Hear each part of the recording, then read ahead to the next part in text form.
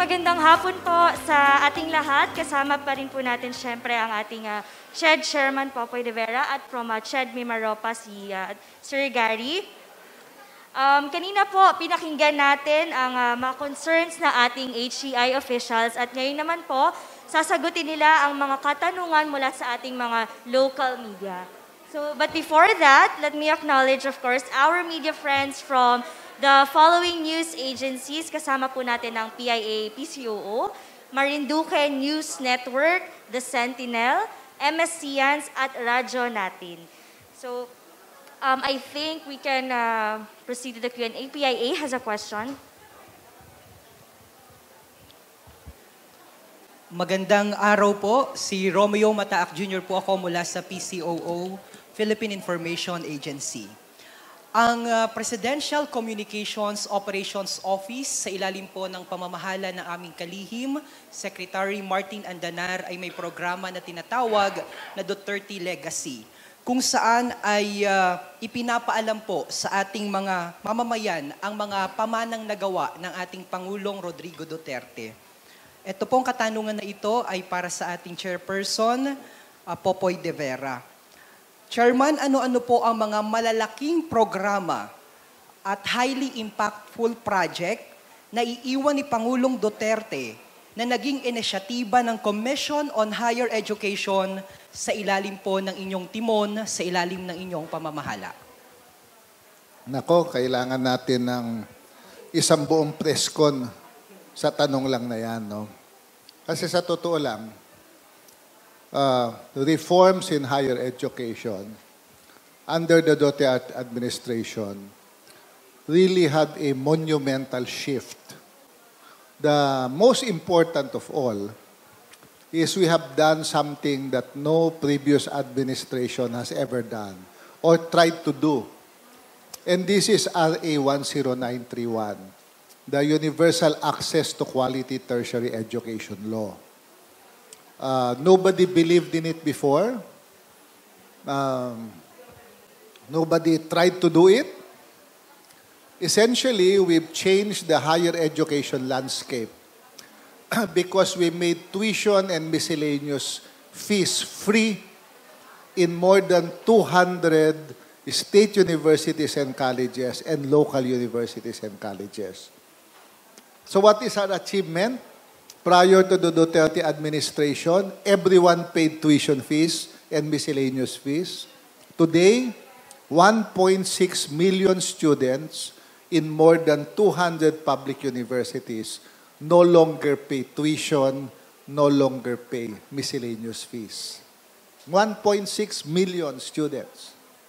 That has never happened. No? That is part of the legacy. Number two, for students who need additional financial assistance and students in areas where there is no public university, we have started what is called the tertiary education subsidy. Yung mga nasa listahan ng 2.0, nangangailangan ng additional ayuda from government, at saka yung mga nando sa lugar na no-suk and look, meron silang test between 40,000 and 60,000 pesos.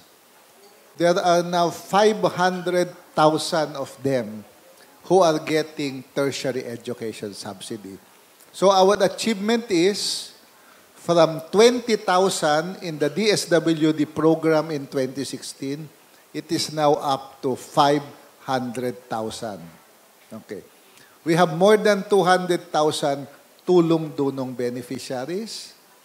We have our merit scholarships in CHED for those that have very high grades.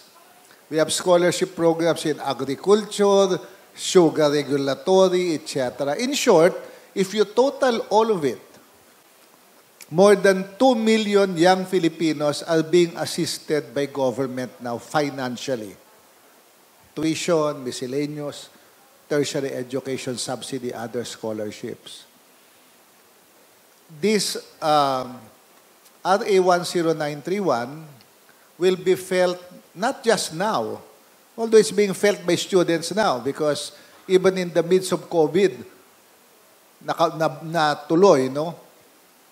But 10, 15 years from now, when we have a better educated, more highly trained, more employable workforce, this is when the social legislation of this administration will really be felt.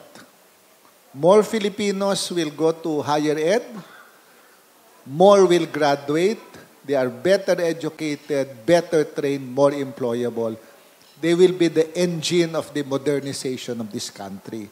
Yan yung pinaka mabigat o pinaka long-lasting legacy. Pero hindi lang yan. Kasi ang ginawa natin through RA 10931, we made access to education easier. Yung mga nahirapan noon, hindi na magbabayad ng tuition, marami pong mga tumigil mag-aral ang bumalik, including OFWs. Madami ding nakapagtapos. We are now providing access to education. The next challenge is, it should be access to quality education. Kasi useless ang access if the quality of education is poor. Walang silbi yun. Dami makapag-aral, yung napag-aralan naman nila hindi di kalidad. So what are we doing? Number one, we have the biggest scholarship program for graduate school right now. Yung SICAP. It is the best scholarship in terms of financial assistance to faculty members to finish their master's and PhD. We're allowing faculty members who are on contractual basis in universities. Faculty members who lost their jobs because of COVID, pwedeng maging scholar. Why? To have quality education, you need quality teachers. And therefore, we have to upgrade the credentials of our teachers so they can teach better. Okay. You also need better schools. So, we have aggressively pushed for the internationalization of our universities. Understanding global standards, getting ranked by QS.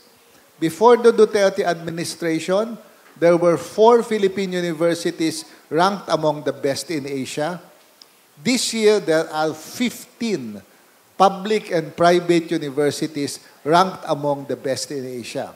So 4, now 15. We expect about 3 to 5 more by next year to join us. Ang target natin, mga 20.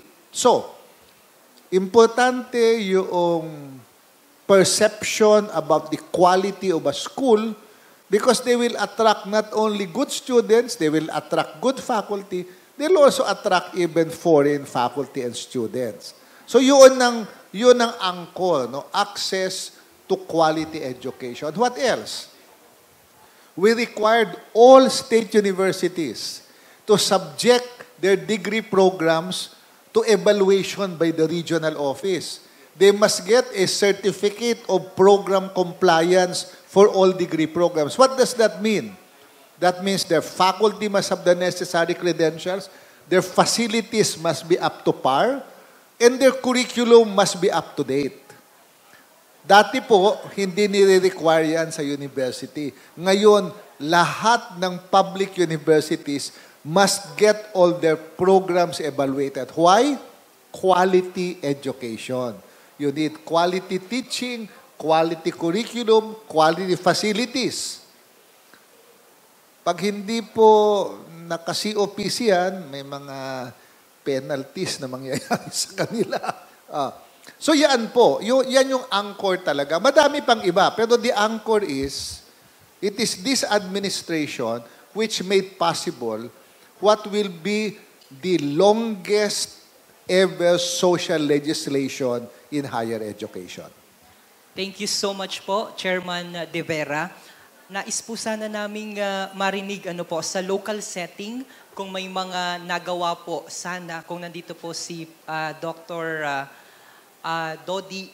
Pero masasagot ng regional people natin, hindi lang sa Marinduque, sa buong region. Yung mga COPC, mga na-evaluate na programs, improvement in teachers, etc. So, Gary will answer it for the regional office. Anong portion daw ang gusto mo? Opo, sa bahagi po sa local setting o sa provincial level po, sa Marinduque in particular, ano-ano po kaya yung mga programa na nagawa na nitong administrasyon po ni Pangulong Duterte na ipinagkaloob po sa aming lalawigan sa bahagi po ng MSC? So, yung sa sinabi ni Chair, Louie, could we get the data yung sa MSC, yung sa test grantee natin? Ay, meron. Sige po. Ito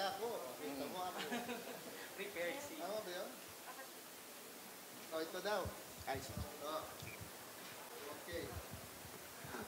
Sa Mimaropa, 91,150 students no longer pay tuition and miscellaneous fees. And 18,655 are test beneficiaries. In Marinduque, there are 7,769 students who no longer pay tuition and miscellaneous fees, and 661 test beneficiaries in Marinduque State College alone. So that's a lot of students who are being assisted by government. No? Again, ang data dito is from 0 to 7,765. Okay, dahil lahat dati sa Marinduque tsaka MSC, lahat noon ay nagbabayad ng tuition and miscellaneous fees. Lahat sila ngayon wala nang binabayarang tuition and miscellaneous fees. So in terms of quality naman po, yung MSC, since they're gunning for universityhood, almost 95% na po ang na-COPC ng region sa kanila. So even the facilities, they have already completed upgrading yung facilities nila. So yun po. Thank you po. Relate Pa, no?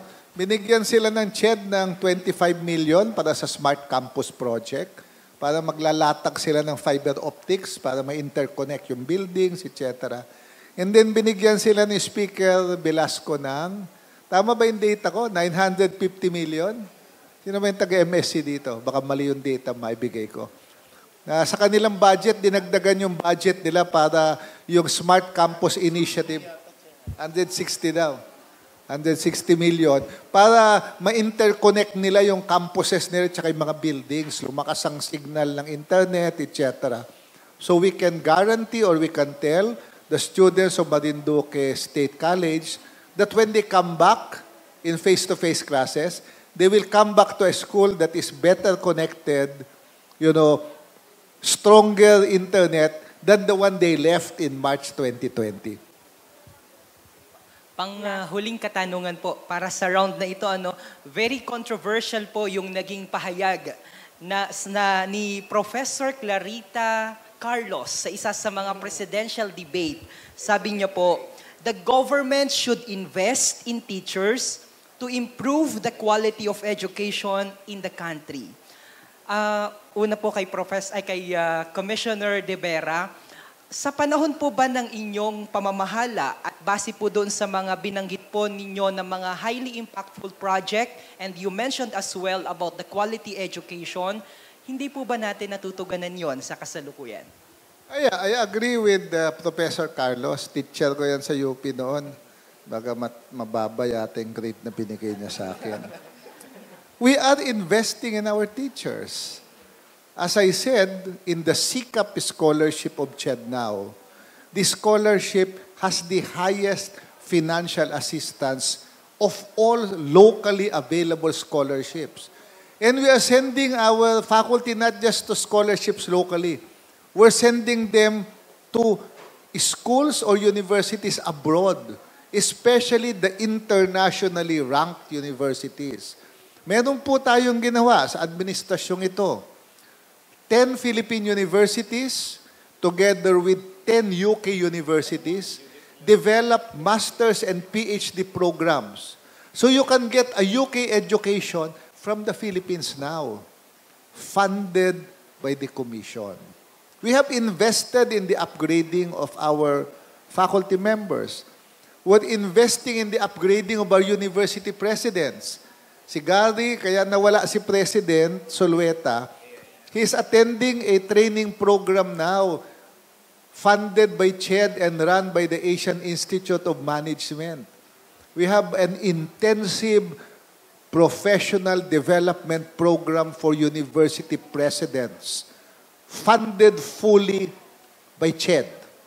Last week, we launched the AIM program for presidents, administrators,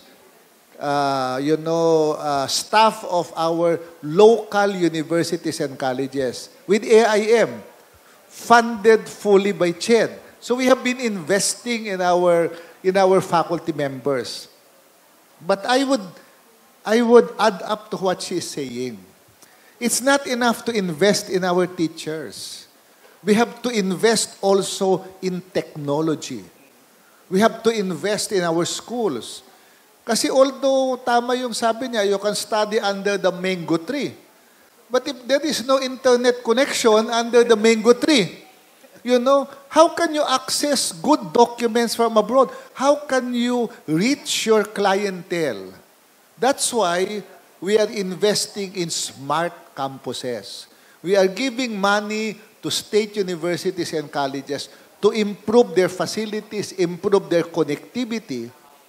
So the teacher that we have invested in will teach in a facility that is better interconnected. Alam mo, there's so many good materials available online now to be used for teaching purposes. You can teach in the mango tree, but if your laptop does not have any connection, you cannot use those very good materials online. So I will add to her and say, we must invest in our teachers, but we must also invest in our facilities. We have to invest in our linkages, okay? And we have to invest also in technology-mediated learning. Thank you, Chair. Thank you. Okay, Sir Gary. Idagdag ko lang po, if you're looking at the local situation dun sa development and teachers, Marinduque State College has 12 scholars under the SICAP program. And we are really encouraging them to be a delivering HEI. So ibig sabihin, pag naging delivering HEI sila, yung faculty po ng mga nila and yung faculty ng ating mga private schools, pwedeng dito na po mag-aral sa Marinduque State, hindi na po pupuntang Batangas or kung ano man. At maparami rin talaga natin ang mga scholars ng SICAP. Kasi si attorney ang talagang gusto niya mangyari, yung mga SUC maging centers for graduate education ng ating mga isla kasi hiwa-hiwalay ang isla natin. So we're really pushing po for that in sa region. Alright, thank you, Sir Gary. Thank you, PIA Mimaropa. Ang next question po natin is from Radyo Natin. Good afternoon po, Commissioner. Sir, magandang hapon po. For this year po, my question goes to Commissioner De Vera. Sir, for this year, how much is the allotted budget of the national government for Commission on Higher Education po? Binawasan ng konti yung budget namin kasi yung reimbursement ng free higher ed, diniretso na sa state universities, hindi na dinaan sa amin. So ang budget namin ay lumiit to, I think, 31 billion. I don't know the exact number. It's a little over 30 billion. Yun po ang budget. Additional question lang po, no, Commissioner. Since that nagkakaroon na po ng implementation ng limited face-to-face classes, included po ba dun sa budget ng CHED yung mga COVID-19 response, for example, the facilities, the testing kits for the students and the teachers who are included in the limited face-to-face? Binigyan po ng national government lahat ng state universities ng funding for limited face-to-face. Hindi ko ho alam sa Marinduque kung magkano ang binigay. But they gave funding to help the universities retrofit their facilities. All state universities got funding in the GAA of 2022. So meron silang pondo. Hindi na ho kailangang ibigay sa CHED yan kasi pwedeng idiretso sa state universities. last follow-up question. Okay. I think this is a bit off topic po, no? Commissioner.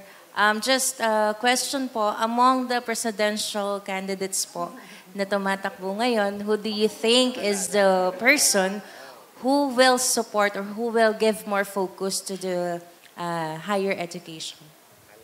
No, I've heard some of them talk about ensuring that education will be funded by government. For example, si Ping Lacson, sabi niya, itutuloy niya yung pre-higher ed, pero dadagdagan niya ng libre at saka bayad na internship sa mga government facilities. So meron siyang statement yan, may statement. Sinabi na rin ng ibang kandidato. Actually, si Bongbong Marcos, many people don't know this. Nung unang pinag-uusapan yung free higher ed sa Senado, before the Duterte administration, there were two senators who were really very active in the deliberations on the budget on free higher ed. And this is Senator Recto and Senator Marcos. So, nung senador sila, pinupush na nila yung free higher ed talaga. So, bago pa ng free higher ed, they were talking about free higher ed. So, Bongbong Marcos is running for president. Recto is running for the House, I think. So sila, may mga sinabi na. Yung iba hindi pa natin narinig. Siguro hindi nyo pa tinatanong sa kanila. Kailangan tanungin nyo para may categorical na sagot. Pero ang commitment ko at commitment ng CHED, we will make education or higher education an election issue. Meaning we will talk to the students, to the schools. They have to ask our candidates about their stand on higher education, especially free higher ed. Because we must elect a president who will continue to champion free higher ed. Otherwise, itong sinimulan, ay pwedeng kanyan. Kahit may batas, kung kulang ang funding, magkakaproblema tayo. Yung mga test beneficiary, uunti, etc. We must make higher education and free higher ed an election issue. That is non-negotiable for the people involved in higher education. So, siguro, sa mga susunod na debate, dapat udyukan nyo yung mga magtanong ng detalye ng pre-higher ed, no? Kasi bagamat ako'y dating nasa mga panel ng mga election, ako'y government official. Ngayon, hindi ho ako pwedeng maging member ng panel. But we ask our friends in the media, please help us make free higher ed and higher education an election issue. Because some of the candidates have not talked about it yet. No? Actually, si Mayor Sara has already talked about free higher ed. Kasi not many people know Davao has one of the most extensive scholarship programs before 2016. Yun hong model ng free higher ed, ang marami dito kaya sinuportahan ni Pangulong Duterte kasi ginagawa nila sa Davao. So Davao has a very good free higher ed program. Other candidates, I have not heard them or you have not asked them. Thank you po, Alright. Chairman. Thank you, Radyo natin. Next question from Marinduque News Network. Hello, good afternoon po, Chair Popoy. So, I'm RJ Montenegro from Marinduque News Network. I'd like to ask lang po, we all know that President Duterte already signed into bill the conversion of Marinduque State College into a university. I'd like to ask lang po, ano po yung update or ano po yung kulang pa ng Marinduque State College to put this into law? At saka po, or in short po, Chairman, kamusta po yung quest of this college into university? Thank you po. Paliwanag ko muna yung proseso, no? Yung proseso ng conversion, ang unang nag-evaluate yung regional office. Tinitignan yung programs, qualification of faculty, facilities, research, etc. Pagkatapos magawa ng regional office yung kanilang assessment, pupunta yan sa central office. Pag-aaralan muli. Pag nagtugma yung assessment ng regional office tsaka central office, dadalin sa Commission and Bank for approval. So if you ask me what is the situation, my answer is I don't know because it has not reached the Commission and Bank. I do not know the details of the conversion, and I will wait for the reports to come in. I will wait at the proper time. So yung regional office nag-evaluate, hindi ko alam kung may written report na sila. Wala pang written report. So what they can give are some preliminary insights.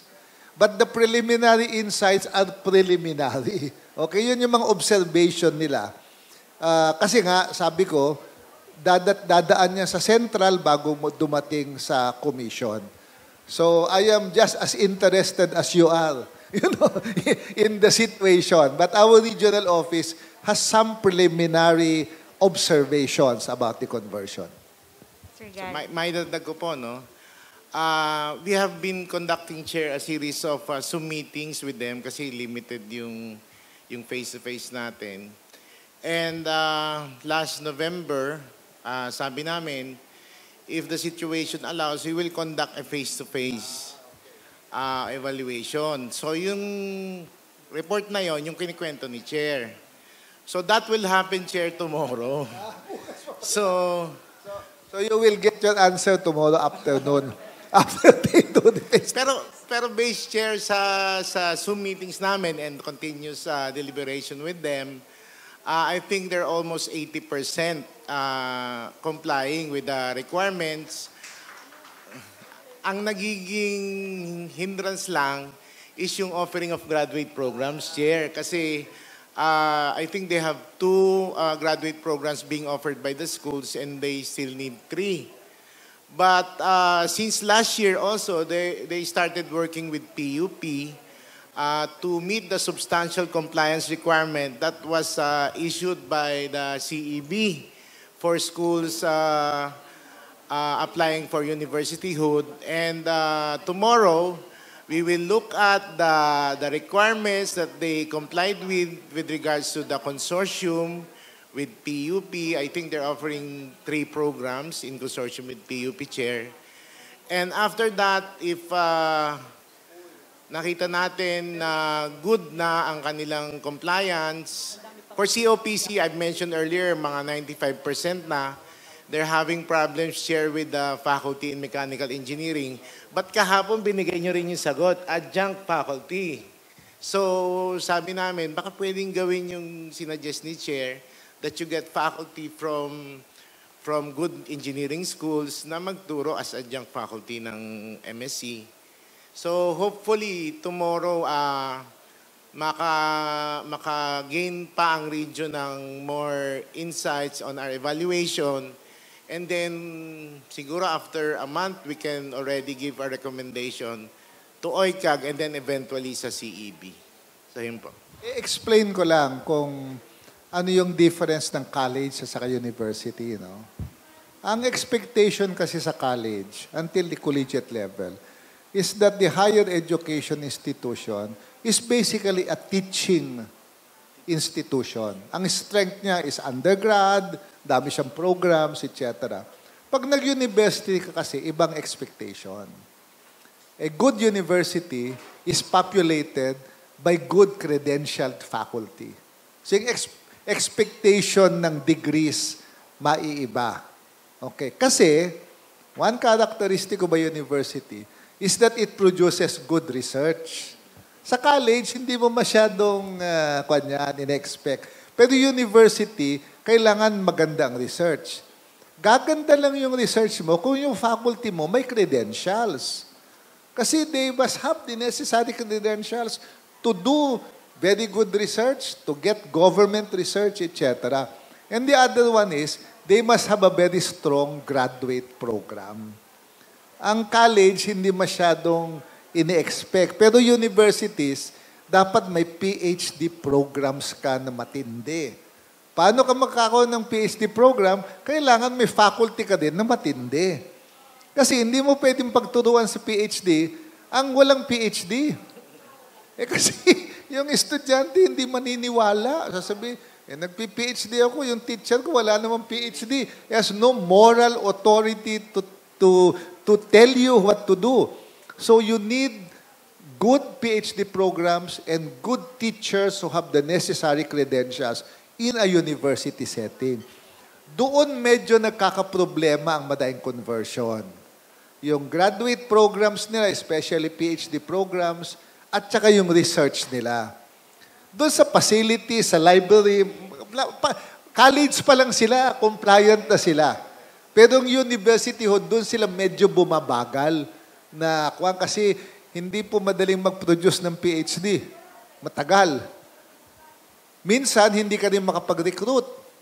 Kasi walang gustong, kahit may PhD, ayaw pumasok sa SUC, malayo. Sabi sa Marinduque, sasakay pa ako ng barko, 3 oras ba ako makarating. Doon na lang magturo sa Lucena. Ayaw ko nang magturo sa Marinduque. There are realities on the ground that make it difficult. So yun po ang kailangan maintindihan natin sa conversion. The expectation for the university is different from the expectation for a college. No more follow-up. Thank you so much po. Alright, thank you, Marinduque News Network. Meron din po tayong mga katanungan mula sa ating student publication. To begin with, the Sentinel.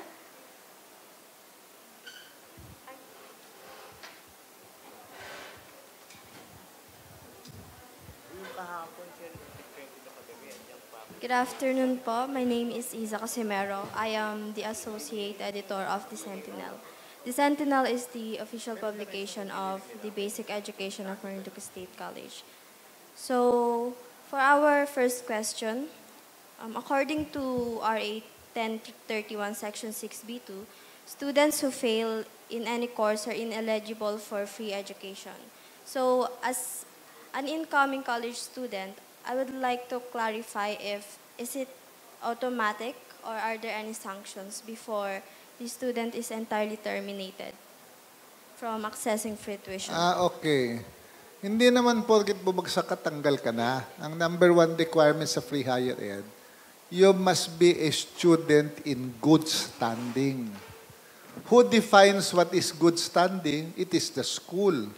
So for example, hindi ko alam dito sa Marinduque, pero nung nag-aaral po ako sa UP, kailangan makapasa ka ng 12 units, good standing ka. So kung 18 units yung in-enroll mo, kahit bumagsak ka ng 2, hindi ka pa makikick out. You're still in good standing. So it is the school that determines how good standing is defined. So ang good standing, yung pwede ka pang mag-enroll. Hindi ka pa paalisin. Okay. Second one is, you must finish your degree within the prescribed period. So, halimbawa, 4-year yung degree mo, you must finish it in 4 years or +1. Maximum, kailangan tapusin mo in 5 years. Kung 6 na taon na, naka-enroll ka pa rin, abay, medyo dapat hindi ka na ilibre kasi abuso na yun. Yun ho ang limitation sa estudyante. 4 years +1, no? To finish it, to avail of free higher ed. So, yun po. So, hindi ka naman tatanggalin kung ang school mo, ang good standing niya, pwede kang bumagsak na isang subject or pwede kang mag-incomplete. Pero tanungin niyo po sa Marinduque, hindi ko alam ang definition nila ng good standing. According to Section 7 of RA 1093 1TES for Filipino students, students will be ranked based on the estimated per capita household. So is it safe to assume that if a student comes from a middle-class family, he or she is not a priority? Okay. Ganito po. Sabi ng batas, 3 uri ng estudyante ang pwede makakuha ng test. Yung una, yung nasa listahan ng 2.0. Mapasok ka. Yung susunod, yung estudyante na nasa no-SUC, no-LUC, municipalities and cities.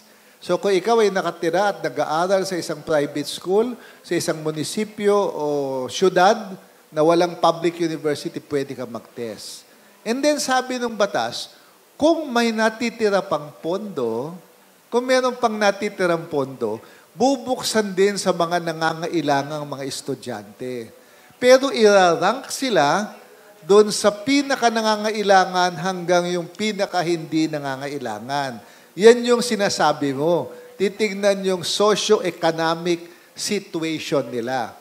So kung ikaw ay wala sa wala sa listahanan, wala ka sa no-suk, no-look, pero mahirap ka talaga, pag nirank, baka naman makasama ka pa based on the available funds. So habang mas mataas ang income ng pamilya, mas mababa ka sa listahan, baka hindi ka naabutin ng natitirang pondo. Ganun po ang mechanism ng test. That'll be all po. Thank you po. All right, thank you very much, the Sentinel. Next question is from the MSc Yans. Good afternoon. I am Jamalie Jane Estoya from the MSc Yans, the official publication of the college. I'm just starting college, and with our current situation right now, applying for this program would be beneficial, especially for a student like me. You also said po a while ago that there are 1.6 million beneficiaries of the scholarship, particularly to the 7,000 Marinduqueños. So what would happen to them po? I mean, what is the assurance that this program would still continue given that Duterte's term would be ending soon? Well, you have to elect a president who will continue the program. That is the answer. I will not be able to answer it because until the end of the term of the president, this administration is committed to support it. Ako, dalawa lang ang kailangang mangyari. Unang-una, kailangan the program is implemented correctly. And sa CHED naman, sa lahat ng mga COA audit, sa lahat ng evaluation, wala namang observation that there is corruption in the program, that there is misuse of funds, realignment funds. Wala po. Ibig sabihin, the pre-higher ed program is above board. It is implemented as the law requires. So, nasatisfy na yung isang requirement. Kasi po, pag hindi maganda ang pagkaka-implement ng program, pwedeng sabihin, hindi man maganda yun eh. Hindi nawaldas ang pera, etc. Huwag natin ituloy. Wala hong dahilan na hindi ituloy ang programa. So yung second na, siguruhin natin yung mga boboto natin sa susunod na eleksyon, ay siguradong ipapagpatuloy yung programa. Yun po ang garantiya dyan. That's why I said, we must make free higher ed an election issue. Hindi ho sapat na may batas. Pag hindi nilagyan ng pondo ang batas, hindi ito aandar. All right, Good afternoon. My name is Ronnie May Pirulyan, and I am a part of the school publication and also a student. So I would like to ask, do you have any plans or propositions that may guide or further develop job trainings or OJTs during this pandemic? Just to inform you, I'm in my third year of college, and to see the future or to think about next year, I'm kind of worried how the situation when it comes to my internships is going to happen. So I would like to ask if you have any plans or any thoughts about having a systematically planned or plan for internship programs. Well, it will depend on how well we control COVID. You know, some of the things are within our control. Some of the things are not within our control. We must make sure that things normalize so the safety of students are guaranteed. So they can go to their internship and OJT both here and abroad. Okay. When COVID hit us, one of the headaches that I had was all the stranded OJT and intern students and faculty all over the world. Do you know that in March, there were some students who did their OJT in HRM in Bangkok, Thailand. They have been there only for 1 week. And then Thailand closed all the establishments. Their hotel kicked them out. Sabi, umuwi na kayo. Hindi sakit ng ulo ko lahat yan. Paano mo po uwiin yan? Oh, I had to negotiate with the embassy. I had to negotiate with the Department of Tourism and Department of Transportation to be able to bring them back. When they got to the airport, walang gustong magsundo sa kanila kasi baka may COVID daw sila. We had to get an ambulance to carry them. And then by that time, nag-lockdown na in Luzon and other parts. And we could not bring them home because the local governments would not allow them to enter the local governments. Remember at that time, it takes you 1 week to get your test result. So pag nag-require ng testing dyan, where will you put the student for 1 week to get the result? That is one of the most difficult, challenges of CHED at that time. I had to bring home, ilan ba natin? Mga 400 stranded interns, faculty. Naiuwi naman natin sila. So ang policy ng CHED, after that, we stop all foreign internship and OJT until we can assure the safety of students. That's why we stopped it. Not because we don't want you to go abroad, but we don't want that if something happens in another country, we cannot bring you back.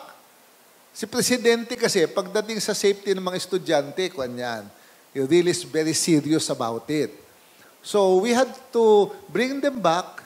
Ngayon, yung OJT abroad, pinag-aaralan pa natin kailan bubuksan. Kasi pabalik-balik ang COVID. And we don't want our students to be stranded. So ngayon, ang priority, OJT and internship, baka naman pwedeng sa Philippines mo muna gawin. Para the conditions are more under our control. Okay? And then the second one is, actually, pwede nang magsimula ang internship tsaka OJT. But we have to guarantee the safety of the establishments where you will go. For example, in HRM, how can you do internship if the hotels are still closed?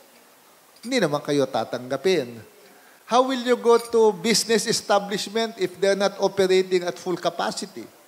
In short, things must normalize first before we allow it. Ganun po ang situation ng OJT tsaka internship ngayon. We are doing it because we value the safety of students. Kaya hanggang hindi ligtas yung pupuntahan nila, hindi pa pwede. Gawin nyo muna, alternative muna. Ganun po. So kung ano ang plano namin? Ang plano natin ay kung okay na yung kondisyon, we will allow OJT and internship both here and abroad. Kailangan pong intindihin natin, pagka nandun ka sa ibang bansa, biglang pinauwi ka, ayaw kang kupkupin.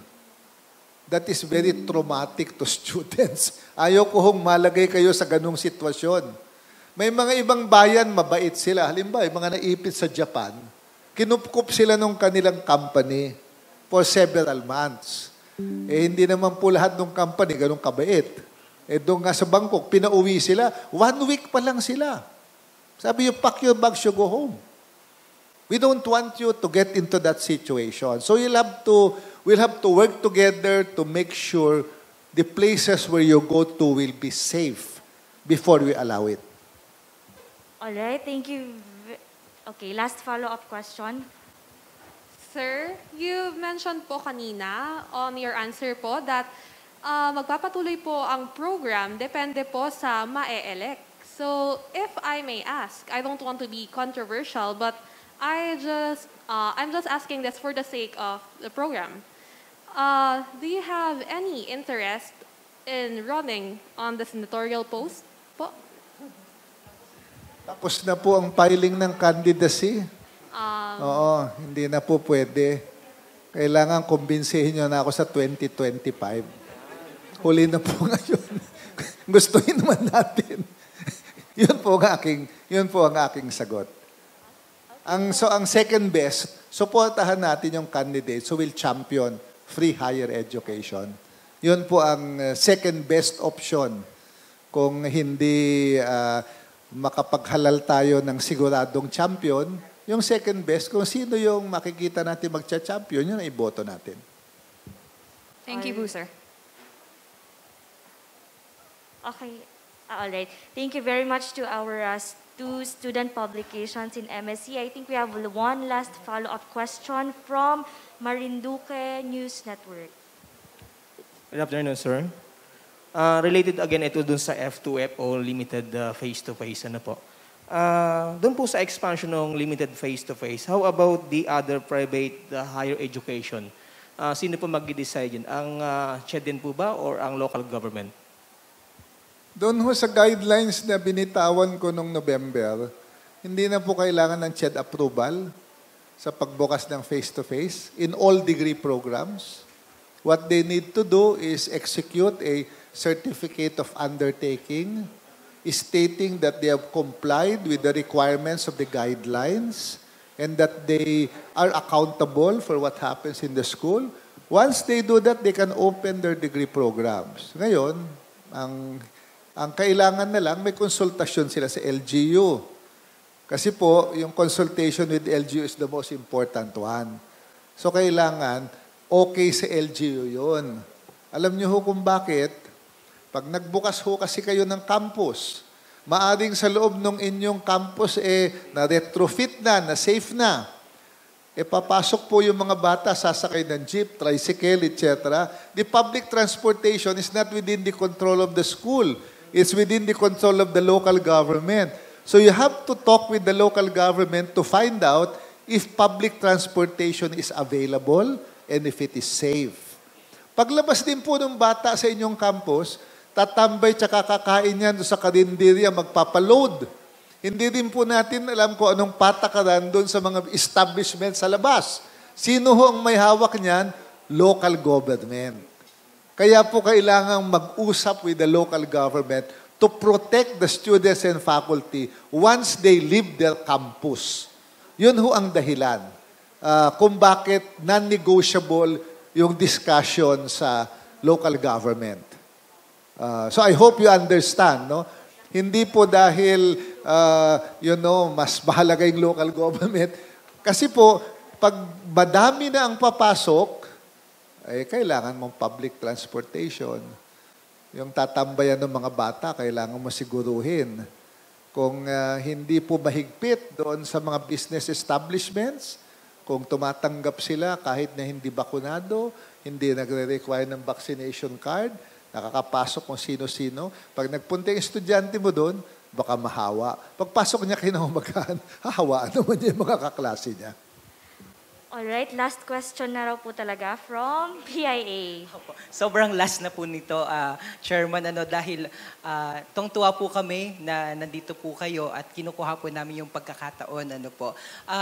Base po sa pakikipag-usap namin sa ilang mga mag-aaral, noong nagsimula po yung limited face-to-face classes dito po sa probinsya, ang isa po sa mga naging struggle nila ay napakamahal po ng pamasahe. At hindi po talaga yun nakita na bagamat binuksan na, pero ang hirap naman pong makapasok dahil hindi pa po bumababa yung transportation fare noong lalo na po yung manggagaling sa iba't ibang bayan. Meron daw po bang intervention ang CHED para po sa ating mga mag-aaral, lalong-lalo na po yung mga mahihirap na mga kababayan nating estudyante? Kasama po doon sa CHED, DOH guidelines na in-issue noong November, ang mandatory consultation with the students and faculty. So ang desisyon po ng isang pamantasan ay kailangan nakabase din doon sa konsultasyon. So kung lumabas sa konsultasyon na hindi pa sapat ang public transportation, mahirapan ang mga bata, mahal, baka ang dapat na desisyon ng HEIs ay online muna ang gamiting pagtuturo. Kaya meron tayong mandatory consultation. Kailangan malaman ang kalagayan ng mga bata at ng mga empleyado. So hindi kayo pwedeng magbukas ng limited face-to-face kung wala kayong konsultasyon sa mga estudyante at mga faculty. So yun po ang basihan ng desisyon. Kaya nilagay namin yan, yung mechanism para napapaliwanagan ng mga estudyante at mga empleyado kung ano ang plano ng pamantasan at maka-adjust. Halimbawa, sa UP,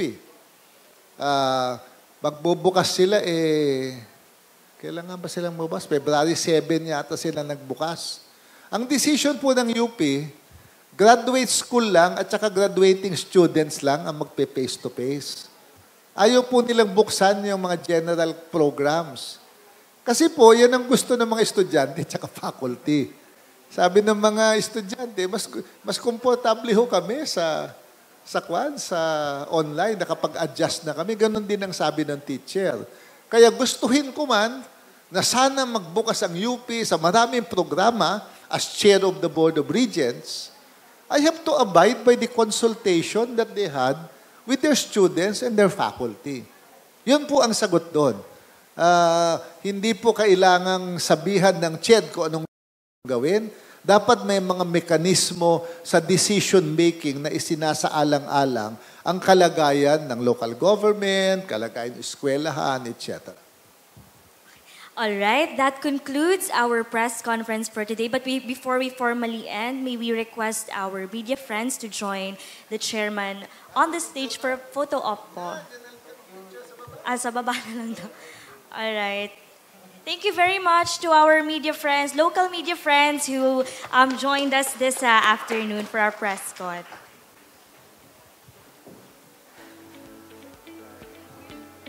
Okay ba?